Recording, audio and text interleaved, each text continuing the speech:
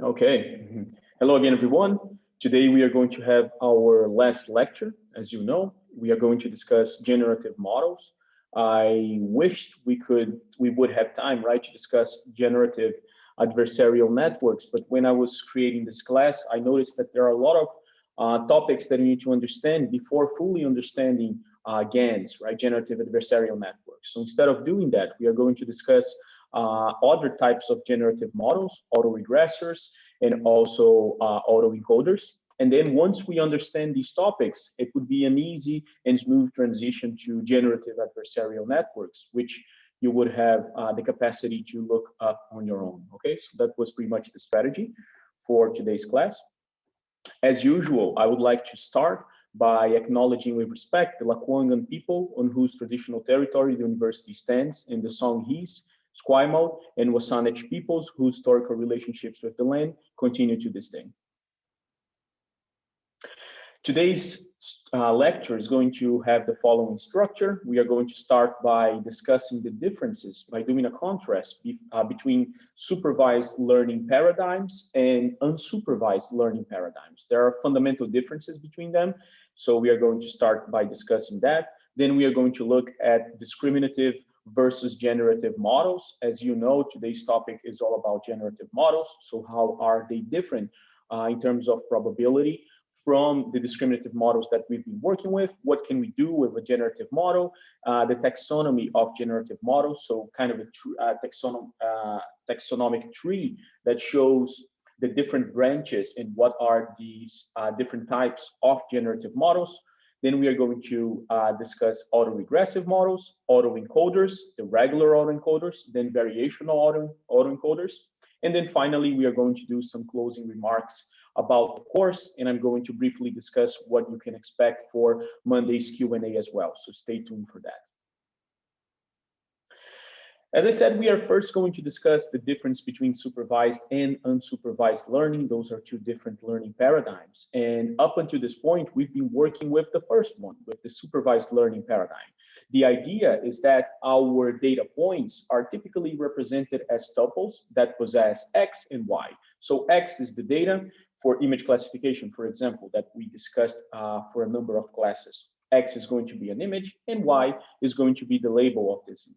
But then, of course, depending on the task at hand, X and Y are going to take slightly different forms. But the idea is that we are going to learn a function that is going to map X to Y. So given X, we are going to train a model to predict Y. And since we have a label, we can easily use a loss function to know exactly how bad or how well our model did. And then, of course, there's the whole idea of training based on this loss.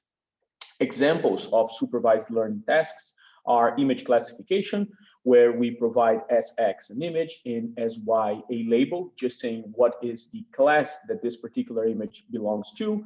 There's object detection as well, which is slightly different, right? X is still going to be an image, but Y now is represented by itself some pairs of labels and bounding boxes. But the general idea is that you are providing data and you are providing manually created labels as well. So this is object detection. There's semantic segmentation as well. Yet again, it's a little different, but the whole idea is that we are providing data and labels. So in this case, the labels are on a pixel level. We are saying that a particular pixel belongs to a class, another pixel belongs to another class, so on and so forth. We also have image captioning, where X is an image, but Y is now a string, potentially a string of words describing the caption, the correct caption of an image. And then we discussed the fact that recurrent neural networks can be used to model this function that is going to take from an image, from X to Y, which is the desired string of outputs, which is, in this case, the caption. The need to provide annotated data sets might constitute a barrier to the creation and expansion of these systems. So the holy grail, what we all want for machine learning, in particular deep learning systems, is to be able to make use of all this gigantic sea of data that is available, for example, on the internet. So if you want to train an image classifier, you can use gigantic annotated data sets like ImageNet, but these possess a couple of million samples and 1,000 different classes, right? So you do have relatively high number of samples per class, but still you are not representing all the possible viewpoints and all the possible variations and scales that each element of each of these 1,000 classes may appear. So being able to use unlabeled data would unlock gigantic powers for systems that could be trained on that. And this is the idea of the second paradigm that we are going to look at today, unsupervised learning. So in this paradigm, we are just providing data without the necessity of providing labels. And again, why is this so powerful? Because then you can get any data whatsoever. And let's just focus on images for this class. So you can get any images whatsoever, and you don't have to manually annotate them. So how will the system train itself? Because after all, we need a reference in order to calculate a loss, and based on the loss, update the parameters of our system using backpropagation, as we know. So we do need some sort of reference. How can you create this reference? We are going to see. So the goal is to learn some underlying hidden structure of the data. You provide the data, the system is going to find a hidden structure on this data, similar to the features that we've been extracting with convolutional neural networks, for example. And then using this data, it is going to reconstruct the data in autoencoders, for example. So I'm getting ahead of myself. We are going to discuss that. Examples of unsupervised learning tasks are clustering. So in clustering, we provide a lot of data points, and the only hyperparameter that you need to provide additionally is the number of clusters that you want. So let's say you provided all these data points and you said that you wanted 3 different clusters. So the way that k-means works is that it will initialize with 3 different means, and then the points that are closer to these means are going to create initial clusters. And then these means are going to change in order to lower the distance between these points that are associated to a cluster and their means. And then, of course, points can get to different clusters after initialization. So it's an iterative process that is going to try and find the free means that best divide these data points. So it's a very interesting technique, k-means. We have dimensionality reduction as well. So in dimensionality reduction, the idea is that you start with a high number of dimensions. Say for a stretched image, you have 1,000 different dimensions, right? But there are mathematical tools that we can use in order to find what are the most quote unquote important dimensions. So these dimensions that provide the most variability in the data. And then you can represent this data based just on this reduced number of dimensions, okay? That's the idea of PCA, and we are going to study a technique today that does something similar to PCA, in particular for a certain set of conditions. But the idea of PCA, you have a high dimensional space, you are going to represent these data points in a lower dimensional space while preserving most of the variability. You actually can tell exactly how much variability you preserve. 95% of the variability in this lower feature space, for example. We have autoencoders, which I'm not going to explain now because we are going to get into the details of it, okay? But autoencoders are going to receive data. They're going to find latent representations of this data and then reconstruct the data, as we are going to see. Density estimation is another interesting unsupervised learning task where we are trying to create a probability density function, so a probability distribution, right, that is going to assign high values to the data points that we've seen in the training set. And then when you receive a new data point, if it's not like the data points that you've seen in the training set, it would be associated with a low probability density, okay? So it would be classified as being unlikely based on the data that the system saw beforehand when creating the distribution. So this is density estimation. The main distinction between these types of models is the underlying probability structure that they learn. So we were talking about the paradigms, supervised versus unsupervised learning. Now we are going to talk about the models themselves. So the models can be classified as discriminative or generative models. The difference between them, what kind of underlying probability they are actually learning. The discriminative models are the models that we've been working with so far. So image classification, object detection, etc. As you can see, we have a conditional probability that says, okay, given that I've already seen X, so given that I received an X, an image, what is the probability that my label Y is going to be the one, okay? So this is what our systems are responding up to this point. So if we have, for example, an image classification system on CFAR 10, you know that in the output, we have 10 different values. Each value is going to represent this conditional probability here for a different label, okay? So let's say that in the first, I don't remember what is the order in CFAR10, but let's say that the first class was airplane. So the first number in your 10-dimensional output of an image classification using CFAR10 is going to tell you what is the conditional probability of observing the label airplane, given that you already received an image X. If it was an image of an airplane, for example, this probability would likely be higher if the system was correctly trained, okay? For generative models, things are completely different. The probability distribution of the data X is what we are trying to model. So differently from a conditional probability that is going to tell us what is the probability of a label given a data, we are going to create a distribution that is going to model the probability of the data itself. And the main difference between the discriminative model and the generative model is that since you are modeling for all possible data, and of course assigning higher values to the data that is more likely, you can now provide outputs that make sense for any kind of data. And this is going itself make more sense in a couple of minutes. But then this is what we get with generative models, okay? We learn a probability distribution for P of X, where X is any kind of data, so any image, for example. And then when we have a conditional generative model, what happens is that we are doing the same thing. We are learning the probability for all possible data points that we can receive, but now we have one distribution for each label, okay? So for generative models, we have a single distribution for all possible images, for example, but for conditional generative models, we are going to have a single distribution for each label. All right, so a bit of a probability recap. When we say P of X, in particular, when we are talking about continuous random variables, we are referring to the density function, okay? So P of X in the context of this class, because we are talking about continuous random variables, is going to assign a positive number to each possible X. Say that X is an image. So for each possible image, it is going to assign a value. Higher numbers mean that X is more likely, so that the likelihood of X is higher, okay? The reason why we cannot say that this is actually a probability is because when we are talking about continuous random variables, you must imagine that they can take any value, okay? So throughout this continuum, they can take an infinite amount of values. So there's no way for you to assign a single probability for each value. Instead, what the density function does is, okay, I know that if I integrate throughout the whole density function, this is going to be a probability of 1. So this is what we are saying here.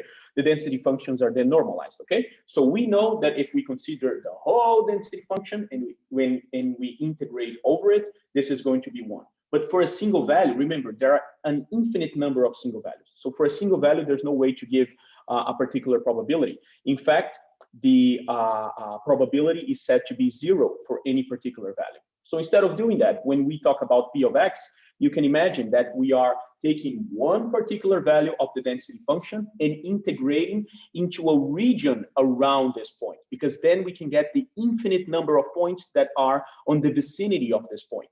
So then the interpretation is similar to a probability itself. But I just wanted to remember that when talking about density functions, we are talking about likelihood rather than probability, okay? And there's also a distinction between probability density functions and probability mass functions. Probability mass functions are just probability distributions where you have discrete random variables, okay? So there's a little difference between them, but let's not get caught too much on the terminology. I just wanted to remind you that we're not talking about probability exactly, we're talking about likelihood. So what happens when we have density functions, since they are normalized, since they are integrating to 1, the normalization constraint means that the data points compete for probability mass. And more specifically, I was just talking about that, right? Probability density. For example, in order to assign a higher probability to one sample or a higher likelihood to one sample, the system would have to necessarily lower the other probabilities, which is not exactly the behavior that we were seeing for discriminative models, which is super interesting. So let's see how discriminative models work. In discriminative models, the density function is going to look like this. Since discriminative models can only take discrete values, the correct terminology to use for them would be probability mass functions, but that's just a quick detail. So what happens is that, let's say that we provided this image of a cat, and then its classification is necessarily going to be divided between the classes that we trained the model for.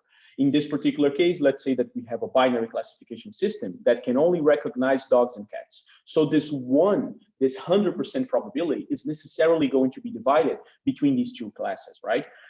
Therefore, the images, different images, are not fighting over probability density. This competition is only happening between labels.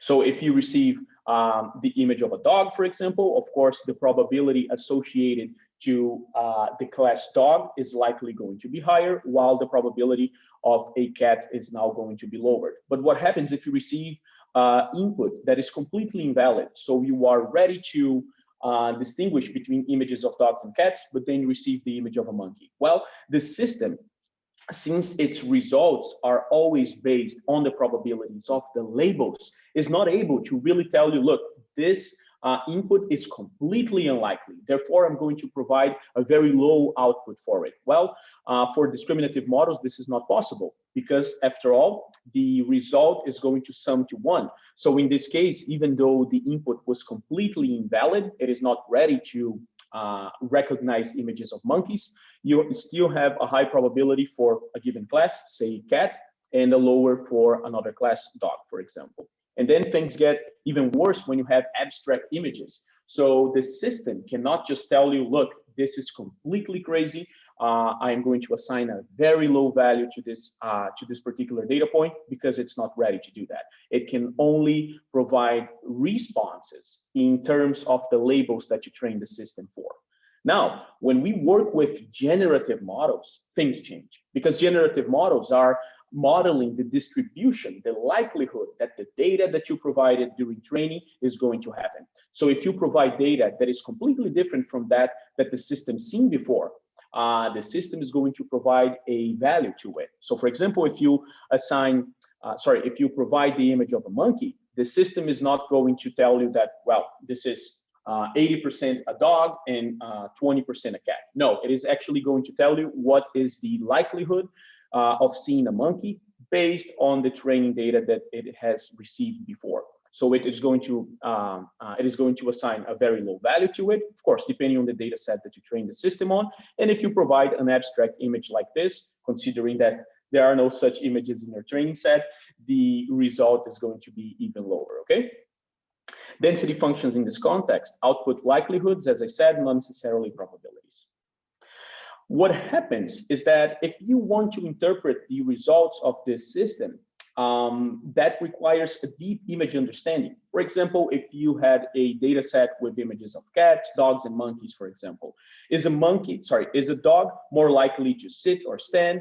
How about three-legged dogs or three-armed monkeys, right? So for images of dogs standing or sitting, the probabilities, the likelihoods would be different in a generative model. But how can the system tell which one is more likely? Well, it is going to be a reflection of what it received in the training set, okay? But as you can see, the behavior, the capabilities of generative models are fundamentally different from those of discriminative models, because now again, we are modeling the likelihood of all the data that we received during training. An interesting characteristic is that generative models then can reject unreasonable inputs by assigning them small values. So considering that we didn't provide actually any abstract images on the training set, when the system is trained and it received an abstract image, it would definitely provide a very low output on the other side, meaning that this data point is extremely unlikely. And this, again, was not possible for a discriminative model. Now, conditional generative models are very similar to generative models, but now we are doing this modeling based on each label, okay? So we are going to provide a likelihood for each image for each of the distributions. Again, one distribution per label. And an interesting thing happens here. If you are providing a different likelihood for each label, and then let's say that you get the label that provided the highest likelihood. You can say that this is the classification of your image. So let's say that we provided the image of a dog, for example, and then by looking at all the distributions, the one that provided the highest likelihood was the distribution of label dog. So we can say that this image is of a dog. And then if you receive an abstract image, for example, it is expected that regardless of the modeling, regardless of the distribution that you're looking at, so the distribution for label cat, the distribution for label dog, they are always going to be small for these invalid samples. So you can set a threshold, for example, and if the highest likelihood, considering all the different distributions, is below a certain threshold, you can say that a sample is actually an invalid sample. Again, something that a discriminative model could not do. An interesting thing when you look at these models is that you might think that they are completely disconnected, right? They are not actually fully disconnected and distinct from each other.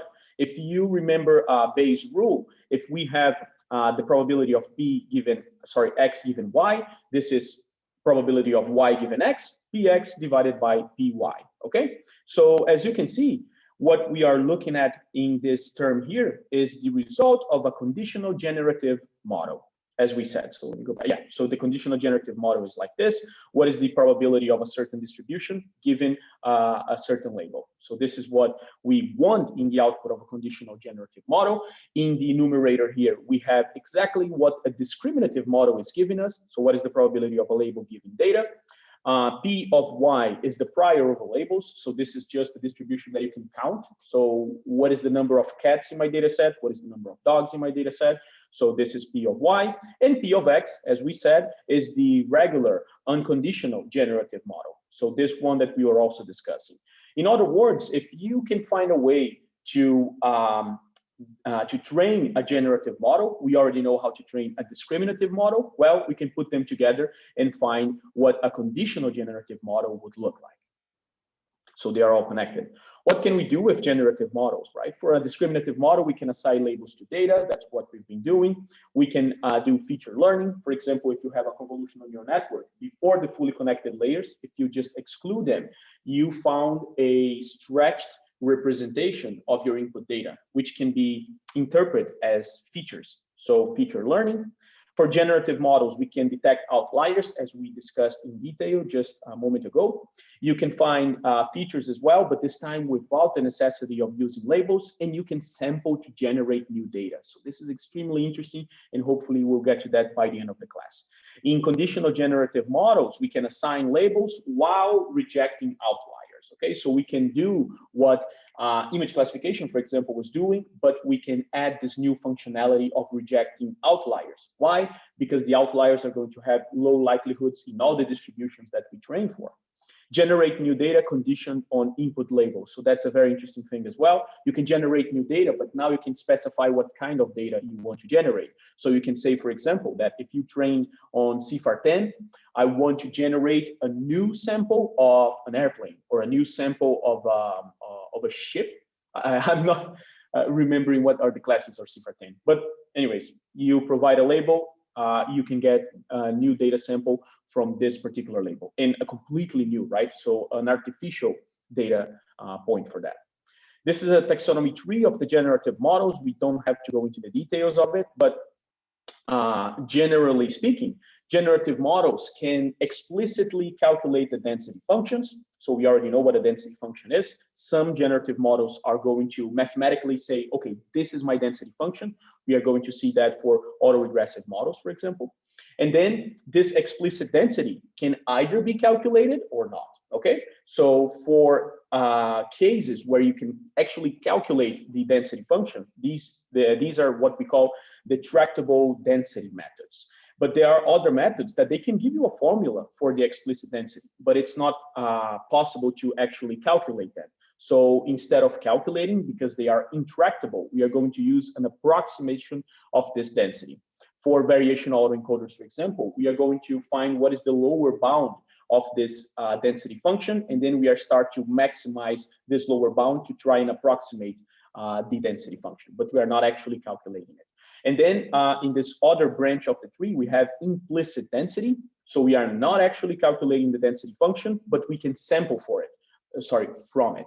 like what is done with generative adversarial networks. In today's class, we are going to talk about autoregressive models and variational autoencoders as well. As I said, generative adversarial networks are extremely interesting, right? They're a hot topic in terms of research, but I believe that if we discuss autoregressive models and variational autoencoders, you would be capable of easily understanding generative adversarial networks.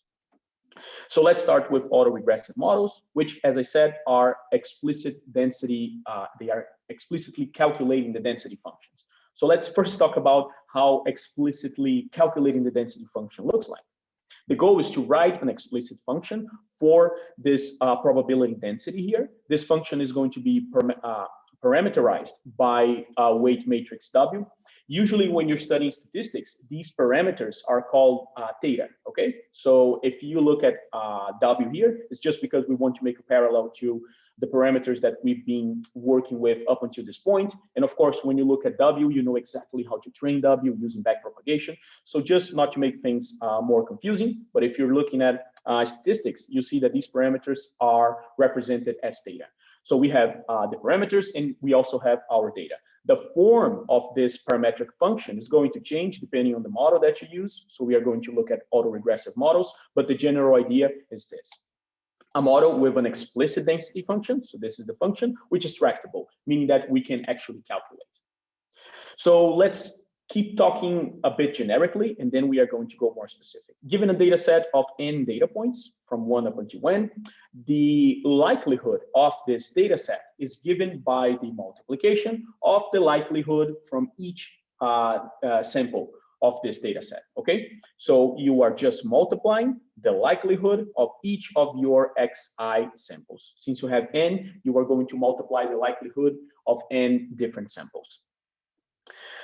So the idea is to define a model that generates an estimation of the probability distribution, which is parameterized by parameters theta. As I said, in our case, it's going to be W. Likelihood is the multiplication of all these different likelihoods. It just so happens that products are problematic to work with, okay? So you can imagine that these likelihoods might be very small, and if you multiply one very small number by another very small number, and then a third one, and then you do that 1,000 times, you are left with a very, very small number in the end. So instead of doing that, there's a little trick where you use the log, and then you turn the multiplication into a sum. So this is way easier to work with. So that's exactly the same thing.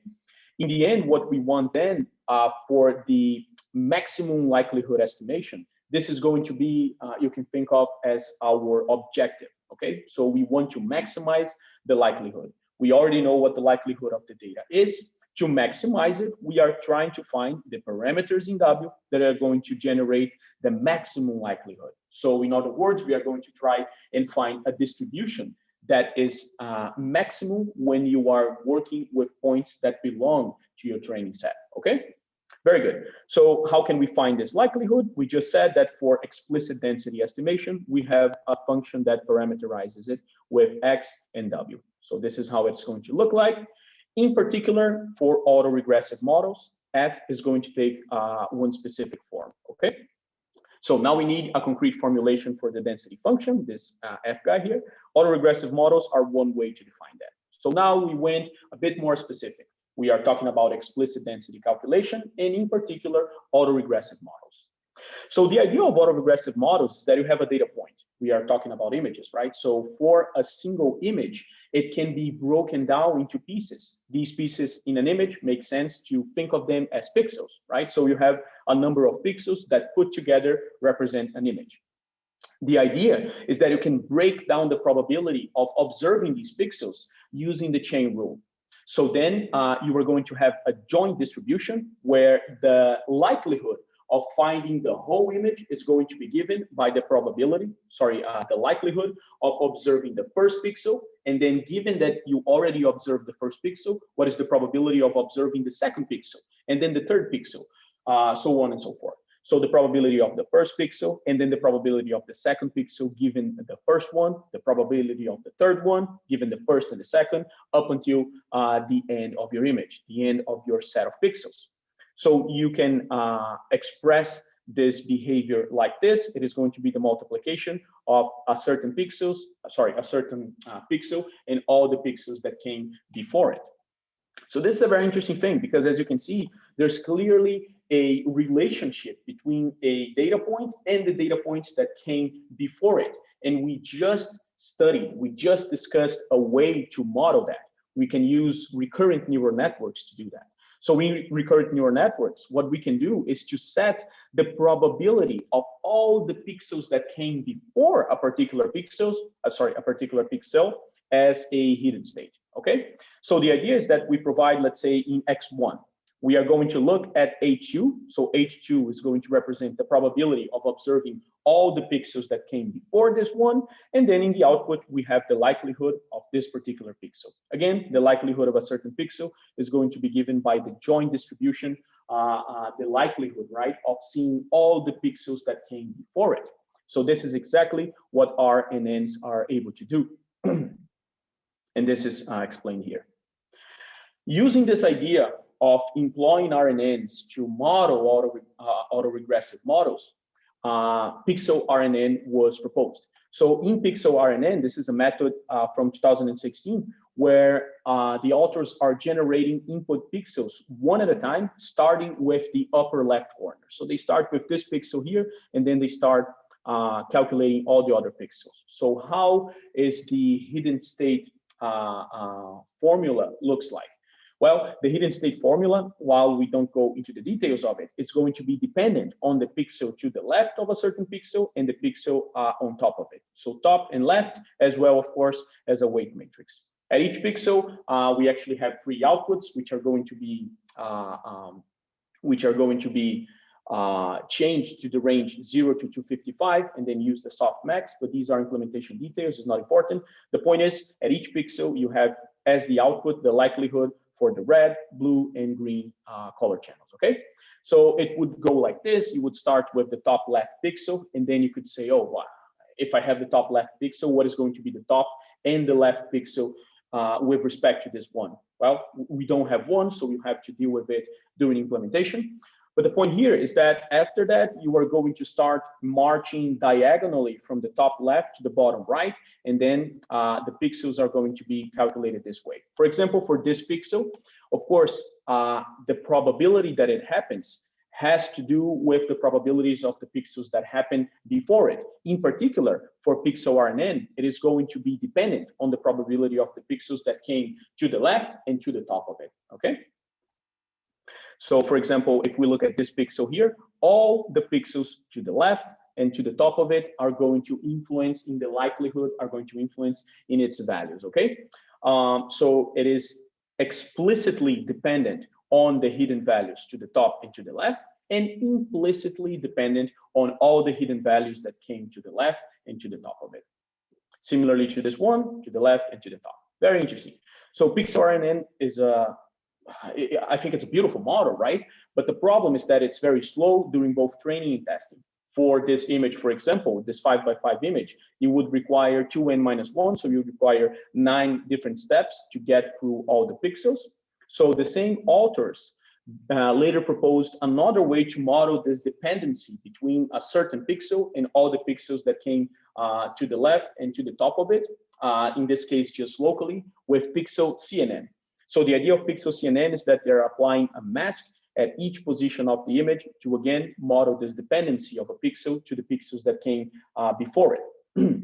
So during training, you can do that in parallel because the whole image is already there. So it speeds up training quite a bit.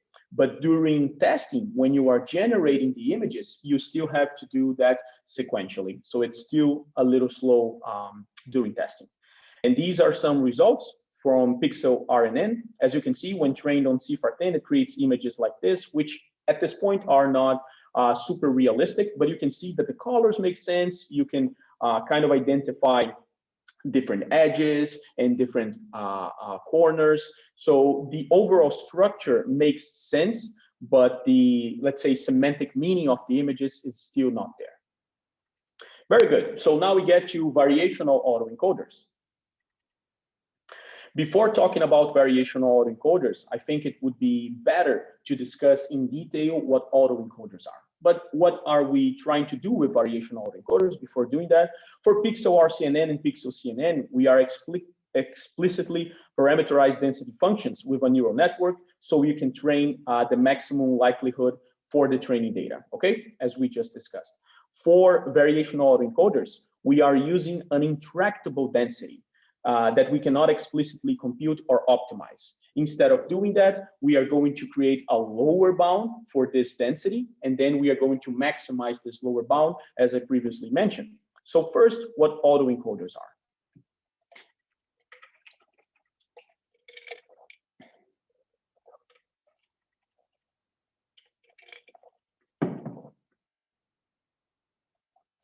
Very good. So actually, I didn't stop for questions up to this point. So do you have any questions?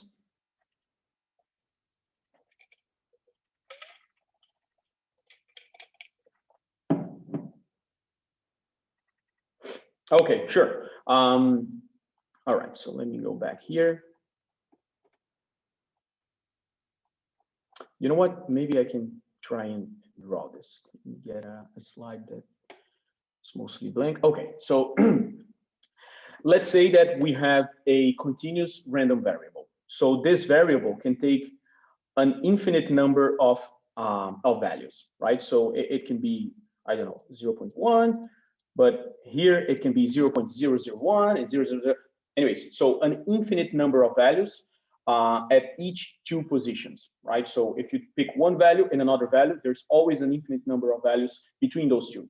So it would be hard for you to give a single positive probability for each of these infinite points, you know? So theoretically, formally speaking, if you get the probability of a single point in a probability density function, this is going to be 0.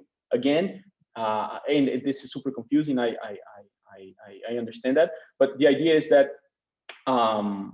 for any given point, you can always break it down into an infinite number of points. So the probability of each of these single points, if you tend to infinity, is going to be 0, okay? So when we are working with density functions, we don't really talk about probability, we talk about likelihood.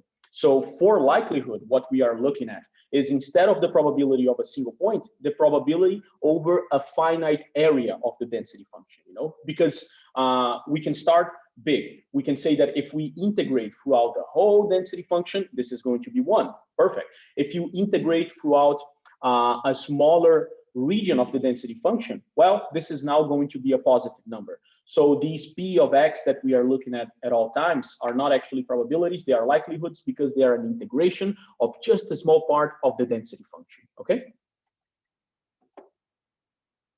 Exactly. The main difference is a single point versus a small region. That's right. Because again, this is a continuous variable, right? It can take an infinite number of values, so we cannot talk about a single probability, only if we are considering a region of the density function rather than a point. Go over maximum likelihood estimation again, not a problem. Let me try and erase this. That was good. Okay. So let me go back here. All right, so the maximum likelihood estimation is a reference that a lot of unsupervised methods are going to use in different ways, but they are coming from the same place. The idea is that we are calculating the likelihood for each point in our data set. So let's say that our data set was composed by just 2 points. We are going to calculate P of X1, and then we want to know what is the likelihood of observing all the points in our data set. So how can you do that? Well, this is a joint probability distribution. Sorry, not distribution, joint probability, which is given by the multiplication of Px1 and Px2, okay? So the maximum likelihood tries to make these likelihood, the multiplication of these likelihoods, as big as possible. And what do we have control over during this process? Well, the parameters, in our case, W. So we are going to try and change W in a way that this likelihood, this multiplication of the likelihoods of each individual point in our data set, is maximum. In other words, what we're trying to do, we have a density distribution, okay, a density function. We are trying to model this density function so that the likelihood associated to the points that we are observing in the data set is as big as it can be, okay? And this is, of course, going to drive our optimization problems.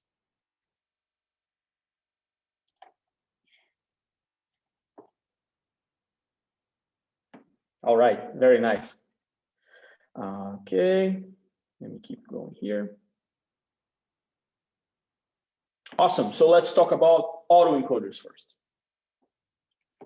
Autoencoders are non-probabilistic, okay? So they are not using probabilities. We are going to introduce probabilities in variational autoencoders.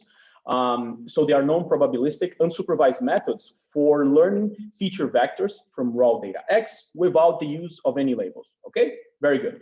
Features should extract useful information that we can use for downstream tasks. So you can think of it as a feature extractor. And of course, once we have features, we can do a lot of things with them. We can do, for example, image classification. We can identify objects in object detection, et cetera, et cetera. So the idea here is that we have two parts for a network. We have an encoder, and we are going to see that we also have a decoder. So we start with a data point X, and then using an encoder network, which by the way is going to be a neural network or a convolutional neural network, we are going to get to a representation, which we are going to call Z, okay? In the related literature, when you're studying autoencoders and variational autoencoders, you often see the term latent. So they say latent representation, latent variables, latent state. The idea with latent is that this is a representation that you cannot see in the original data, okay? So we have the original data, which is an image. The latent representation might reflect the edges in the image. If you are training for the image of a face, for example, maybe the latent representations refer to the size of the nose and maybe the distance between the eyes. So you don't really know what the latent representation is, but the point is that if the system is well trained, the latent representation can be used to not only classify the image, for example, but also reconstruct the data, as we are going to see. So this is what this latent representation is trying to do here. The test completed by autoencoders is sometimes referred to as representation learning, because as I said, we are learning how to represent our input in a lower dimensional space, okay? That's why autoencoders, given a certain set of parameters, so in particular, the number of hidden units in this middle layer here, are the same thing as PCA, as principal component analysis. But let's not go down this, this rabbit hole. All right, so we said that we are not providing labels, right? So how can we train this neural network, this convolutional neural network, to find these features? We need labels. Up until this point, we were comparing the predictions with the labels and then doing backpropagation. We don't have that now. So look at this super interesting idea. What we are going to try and do is to add a second part of this network, a decoder part to this network. So the encoder is going to get the original data. It is going to go through a bottleneck part of the network. We find latent representations. And then we have another network here, a neural network, a convolutional neural network, that is going to reconstruct the data. We already know how to reconstruct data. So we know how to downsample data using convolutions, polling, using, I guess convolutions and polling would be the most common ways to do that. And then we also know how to upsample the data using, for example, transposed convolutions, okay? So when I am telling you that we are going to lower the spatial dimensions and then start upsampling the image back again, you know what I'm talking about. And then the idea is that, okay, we started with a certain set of spatial dimensions. We went through a latent representation of the data, and now we are back to the same spatial dimensions. We can compare the input and the output. So this is why we are calling it autoencoders. It is encoding itself, and then it's decoding itself. We are going to use the input and the output to tell how well the network did, okay? So our labels are going to be the input data, and the output of our system is going to be the reconstructed data. That's why this loss, which in this case here is the L2 loss, right, is sometimes called the reconstruction loss, because we started with the data, went through a latent representation of it, reconstructed it. When comparing the input and output, we are comparing the reconstruction, how well the reconstruction did. So reconstruction loss. Sometimes you can think of the encoder as, for example, 4 convolutional layers. Of course, in this case, we want to have the spatial dimensions smaller and smaller, okay? So there's a certain padding, there's a certain kernel size that is going to do that, as you know. And then, of course, in the decoder, you can think of using, for example, transposed convolutional layers. An interesting note is that if the model learns the identity function, so if the model learns that by simply getting the values in the input and providing them in the output, this is going to give zero loss, well, then this is not super useful for us. That's why the real power of autoencoders is to provide a lower dimensional representation of the input. That's a very interesting thing to realize.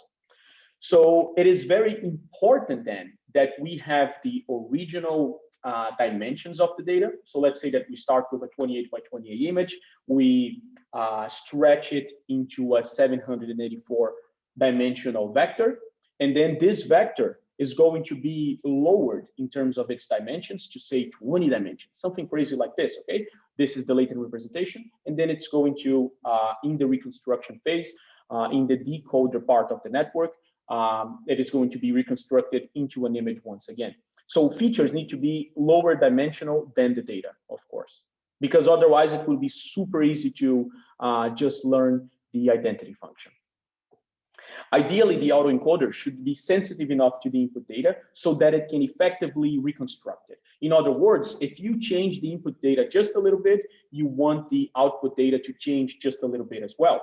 So that's one aspect of autoencoders. But at the same time, it should be insensitive enough to the input data that it don't simply learns the identity function, okay? So we are still trying to find this sweet spot, and we've seen that for regular CNNs as well, that we want to do a great job, we want to fit really well the training data, but at the same time, we don't want to overfit. And this is what the first part of autoencoders are responsible for. This bottleneck constrains the amount of information traveling through the network, forcing it to learn meaningful representations of the data in order to reduce the reconstruction loss. In other words, if you make the number of hidden units in this bottleneck part of the network smaller and smaller and smaller, I was just giving you an example where I start with 784 dimensions. Let's say that I said, well, in this middle part of the network, I'm only giving you 20 hidden layers, okay? Sorry, 20 hidden units.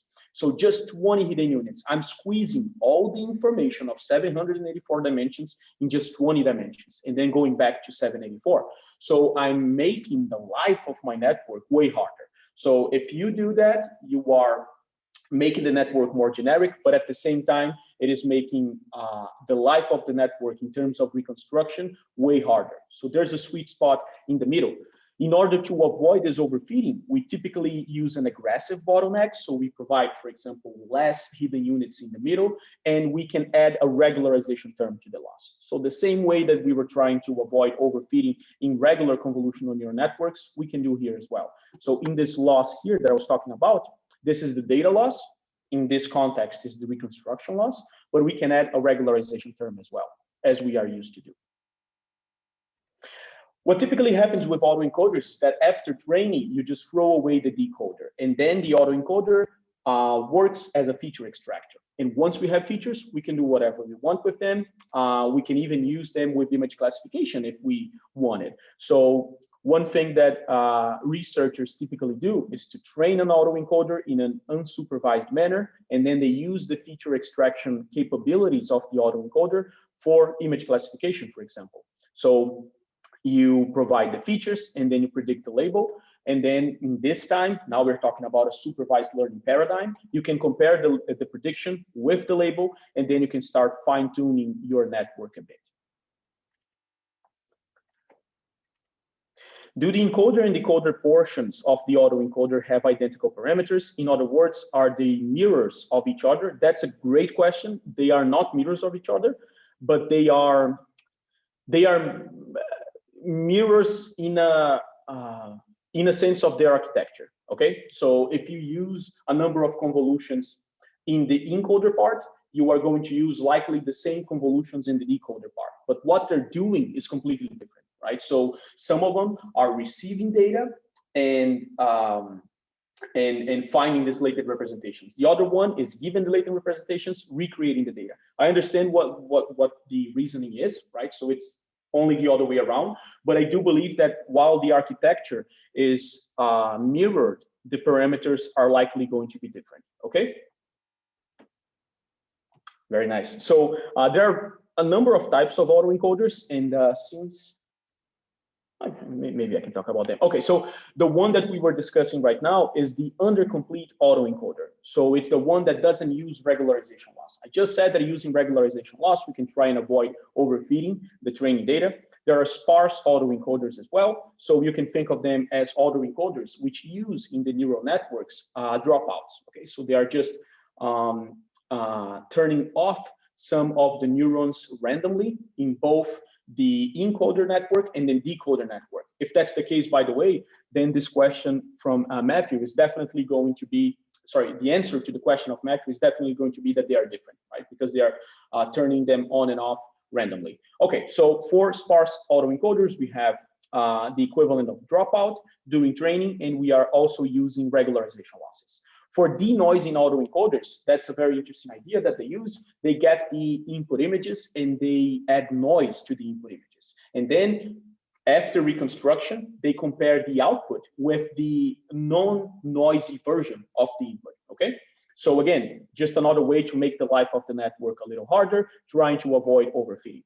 And then these contractive autoencoders force the feature extraction function to be invariant to infinitesimal perturbations of the input. In particular, they are calculating the derivatives in the encoder part, and they are trying to make the derivatives always the same for different perturbations of the data. So a bit more specific, but the idea is similar to the denoising autoencoders. Applications of autoencoders include dimensionality reduction, as we discussed, feature extraction, as we already discussed, and information retrieval, okay? So if you are trying to match a query entry, say that you provide, I think Google Images does that, right? You provide the image of this water bottle here, and you want to try and find this water bottle in a gigantic data set, say all over the internet. Instead of looking at the water bottle in its original form, you can find a latent representation of this water bottle, and then use this latent representation to search for it in a bigger data set. So information retrieval as well. Well, autoencoders are super nice, but they are not probabilistic. There's no way to sample new data from the learned model. So this is a very important characteristic of them. So if you provide an input, you are going to be given a single latent representation for this input. And a single latent representation, in other words, let's say that we are using 20 hidden units here. You have 20 individual values. And for this set of 20 individual values, you are always going to see the same reconstructed output, always, all the time. So you cannot generate new data from the same latent representation, okay? And this is going to change for variational autoencoders. You can think of variational autoencoders as the probabilistic version of autoencoders.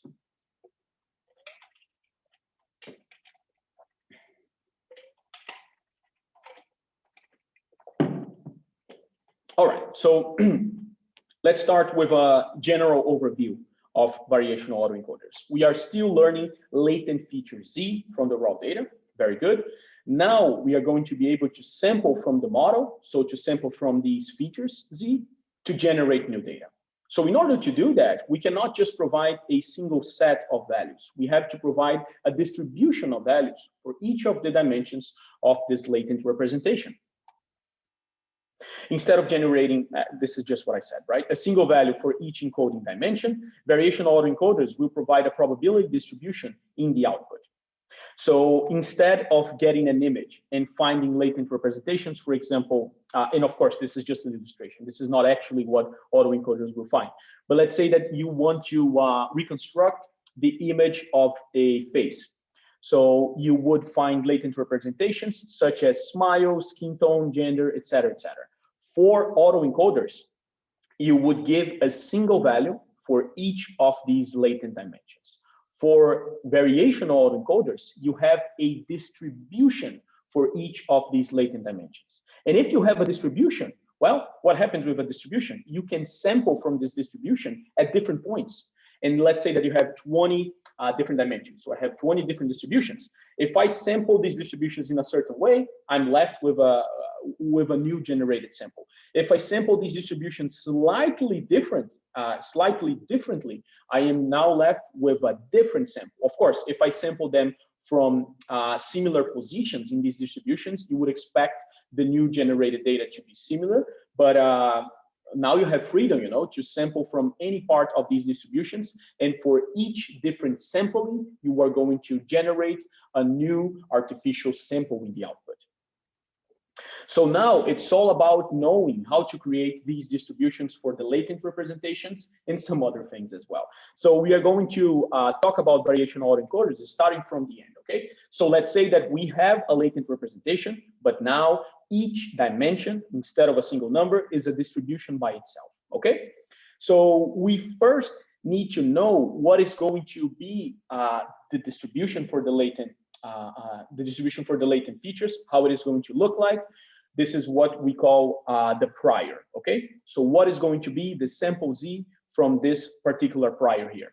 Well, you have a lot of choices, right? So you can define what kind of distribution you want your latent features to follow. What we typically do is to choose a Gaussian distribution. So it's an easy distribution, it's well behaved, it's nice to work on top of it. So that's our first assumption, okay? We are going to say that each dimension of our latent features is going to be a distribution, and in particular, this distribution is going to be a Gaussian distribution.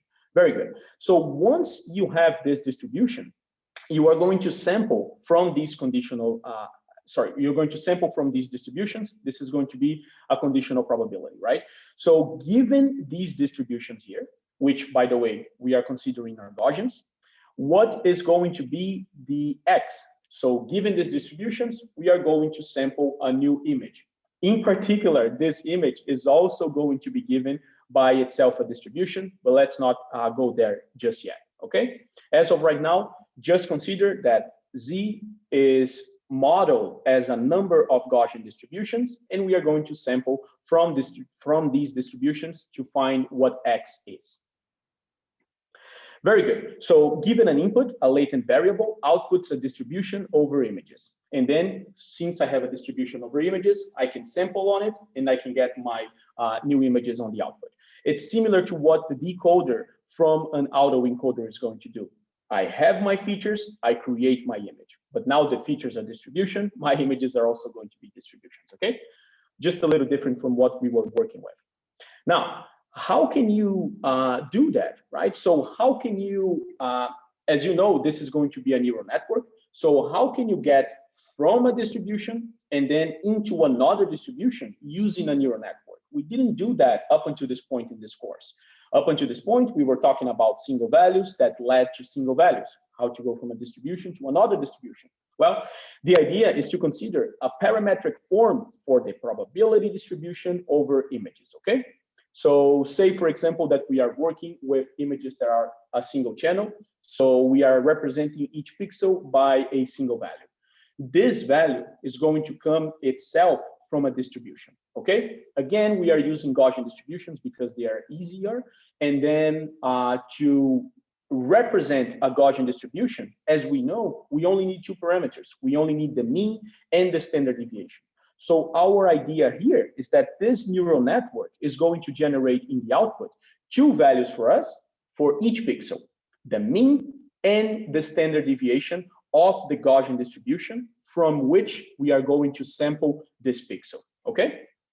Very good. So this is how the network is going to look like. So there's another rabbit hole that we could go into, but I don't want to do that, which is the fact that we are using covariance instead of standard deviation. And that comes from the fact that we are not working with a univariate Gaussian anymore. We were working up until this point with a single Gaussian distribution. Now we have multiple Gaussian distributions. So instead of talking about standard deviation, we have to look at the covariance matrix.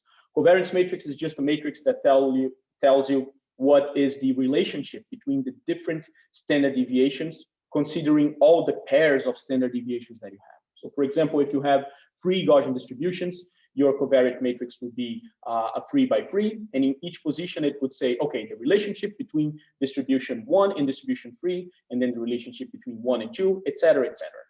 As you can see in the diagonal, you have the variance, the covariance between a standard deviation and itself.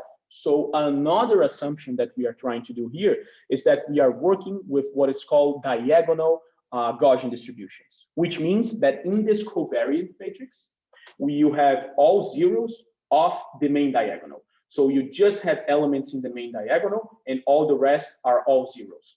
When you do this assumption, you can interpret this output here as not pieces of the covariant matrix, but rather our good old standard deviation, okay? So don't worry much about what I just said. Just think about the fact that this is an element in a matrix called a covariant matrix, but you can interpret it as the regular good old standard deviations that we know. Okay, so back to the idea of autoencoders, we have distributions over the latent space. We are going to sample from these distributions to create a single distribution per pixel. How can we define a Gaussian distribution for each pixel? By specifying its mean and by specifying its standard deviation. Very good. Now, there's a piece of the puzzle that is still missing. How can we get from the input data, which of course is going to be used during training, to this latent distribution here? Well, this is going to be the conditional probability of z given x, okay? So given that we already observed x, so given that we provided x as an input, what is going to be the latent distribution of x? Or of z, sorry. Unfortunately, this is not straightforward, okay?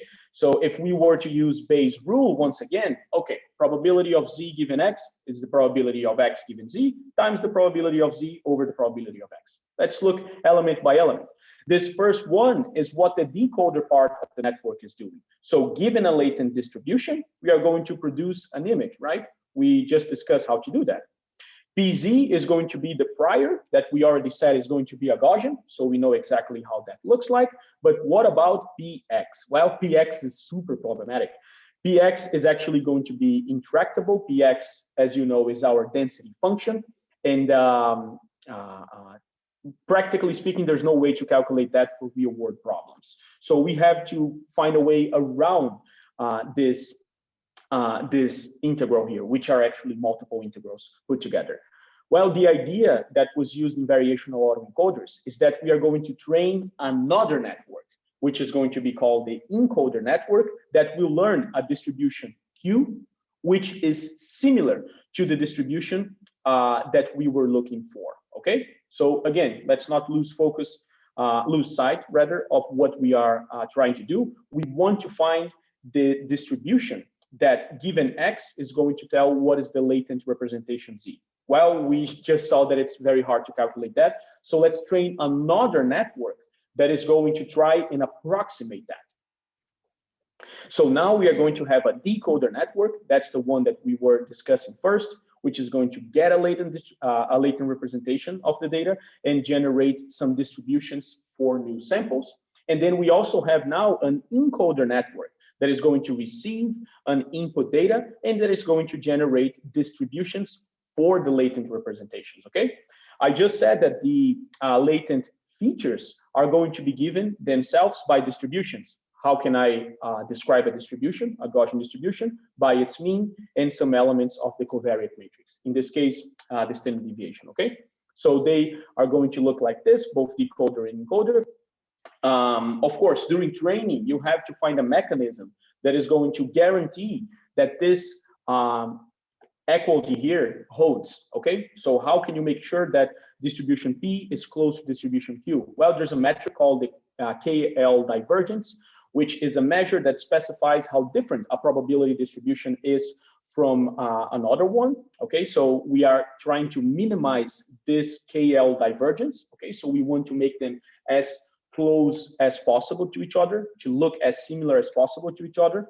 I put a little recap here on how to calculate KL divergence. It comes from the idea of entropy. So I just put it here for completeness, but don't worry much about that. Well, then there's a lot of derivation that should be done. And I put this derivation on the extra slides. There's no point, I believe, going through it during lecture time.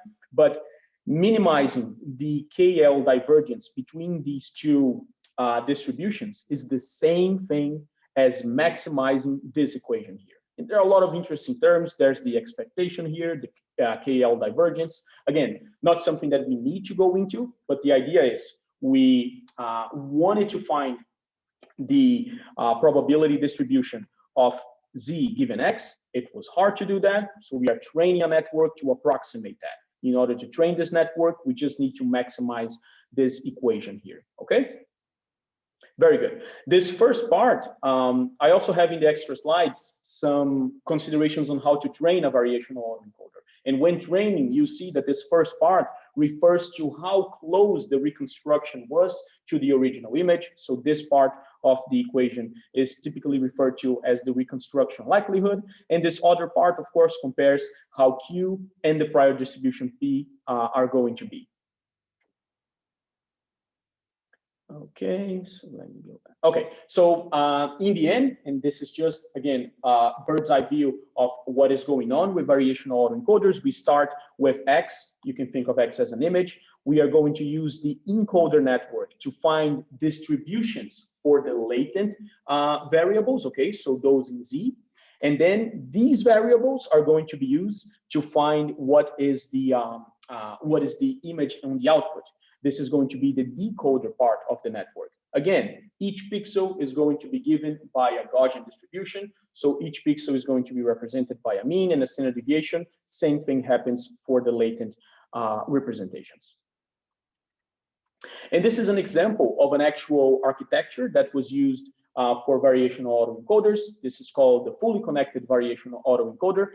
If you have, for example, 28 by 28 images, you flatten these images into 784 dimension vectors, and then you use fully connected layers to bring it down to 20 hidden units. As we know, for the latent variables, we need 2 numbers for each distribution, right? So we're not talking about 20, we are actually talking about 2 branches of 20, one representing the mean, one representing the main diagonal of the covariate matrix, in other words, the standard deviation, okay? And then this is the encoder network. This is the latent representation of the features. Given these latent representation of the features, we are going to sample from 20 of them. So I got 20 values here. And then from these 20 values, I'm going to find distributions for each of the 784 pixels of my reconstructed image. Any one sample from these distributions is going to generate a new image. Super interesting. And these are images generated with variational autoencoders. These were trained on CIFAR10, and on the right side here, they were trained on a data set of faces. So this is how it looks like. And as you can see, they're typically blurry, and there's a statistical reason why they're actually blurry, some considerations that we were doing. So there are methods that try to improve the results of them. So for example, using the ideas of autoregressive models with the ideas of variational autoencoders is from 2019, a very interesting paper. And there's, of course, generative adversarial networks. So for generative adversarial networks, I have slides for GANs in the extra slides part as well. We are not calculating the density function anymore. We are just sampling from it. So it's a very interesting idea that is going to sample from latent representation Z.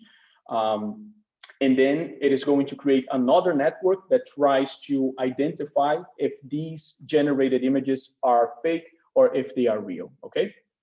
So yeah, no, I don't think we will have time for that. Okay, so yeah, this is how GANs are going to work, right? We have this latent representation. We are going to use a generator network to create a generated sample, and we are going to, through a discriminator network, provide the generated sample and the real sample, and then tell if it's real or fake. So they are kind of fighting each other through the training of GANs. All right, so that's very good. Let's see if I still have time. Oh, wow, I have 10 minutes, that's great. Okay, so closing remarks, and these are closing remarks for the whole course, actually, not just this lecture. By the way, before I go into the closing remarks, do you have any questions about variational autoencoders? I acknowledge that it should be kind of hard to understand variational autoencoders the first run through, if that's the first time you're hearing about them. But hopefully, by going back to the video and by looking at the slides with more time, it would be easier to understand how they work. And as I said, I could have talked about generative adversarial networks in this class, but I think that the other topics would be too diluted, you know? I would have to go even faster through them. So that's why I chose just to mention them on the extra slides.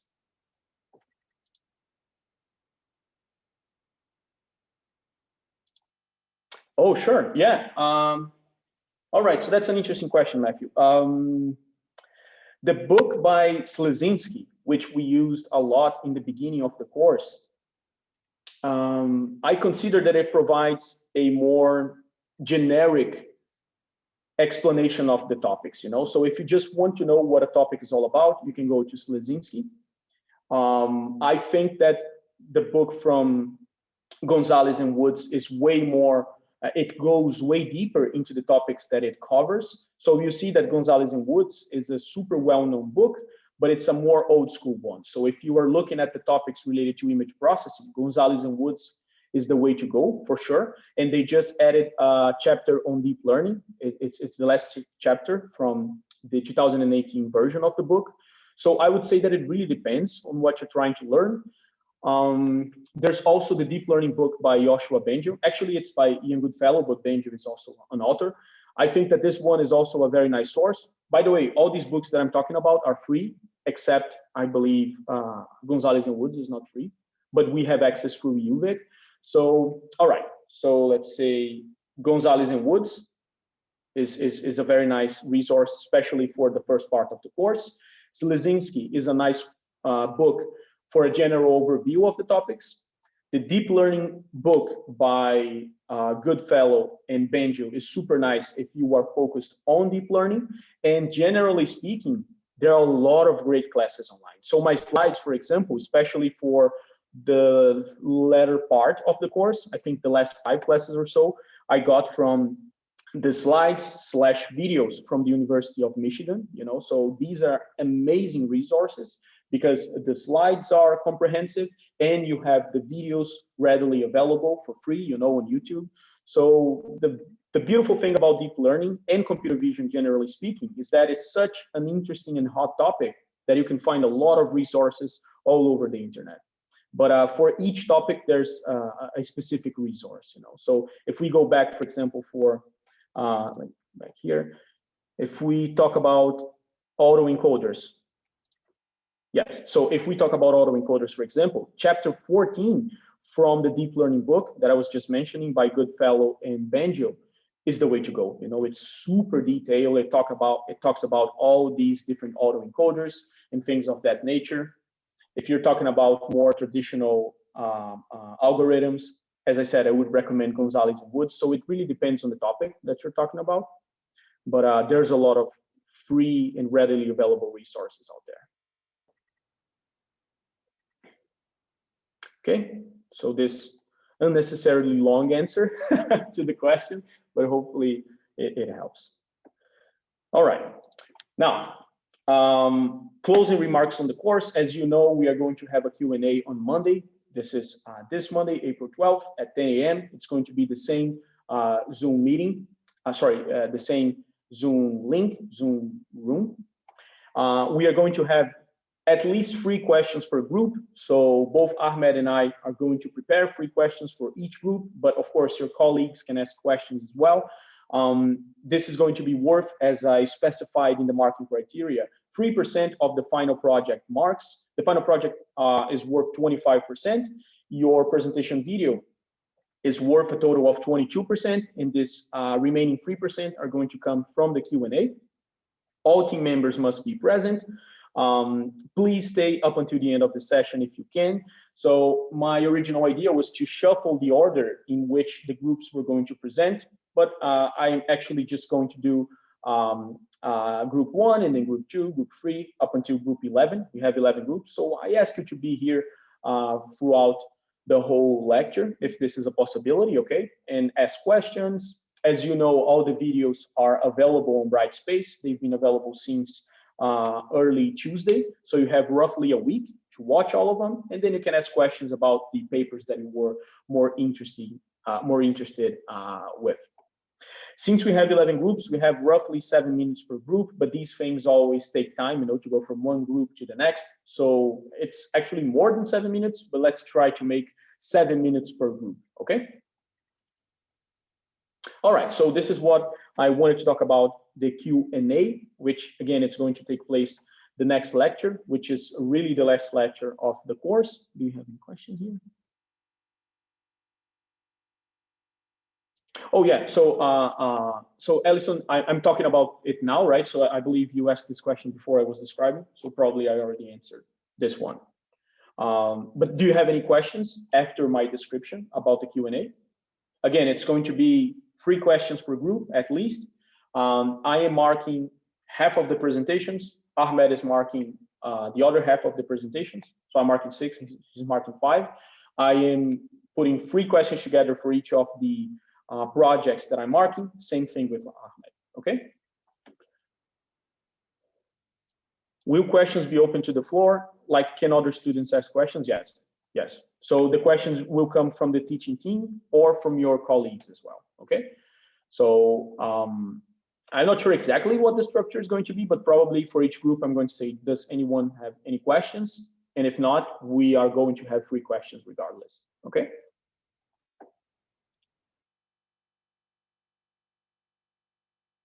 All right, so not a problem.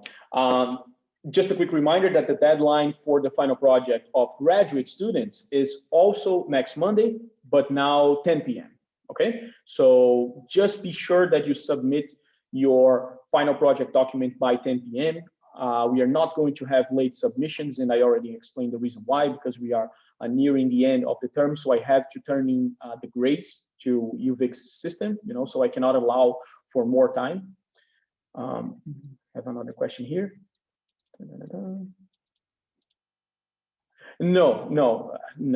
Yeah, so graduate students, I ask you to be here, just to show support to your friends and to your colleagues, but it's not mandatory. And the 25% for graduate students is going to come exclusively from the final project document, okay? So we are going to mark the final project document worth 25%, and that's it. All right. Okay, so I have a small request for you, if possible, right? If you have time, complete the course experience survey, the CES, and this is the link. I believe you log in there and you have to put your UVic credentials, because I would like to hear from you. That's the first time that I teach in a class, and it was a really, really interesting experience. So I would like to hear from you what you thought about the course. And that is it. Okay, so thank you very, very much. It's been really an honor, to discuss computer vision with you throughout this whole term. And computer vision is something that I'm particularly passionate about, and hopefully that's something that is helpful for you. When I'm talking about computer vision and everything. We still have a couple of weeks, right? So if you have any questions, you can still contact me. But if not, I would just like to say thank you to all of you. And hopefully our discussions prove to be useful and will prove to be useful in your future endeavors, okay? Very nice. So if you have any other questions, let me know. And if not, that would be it.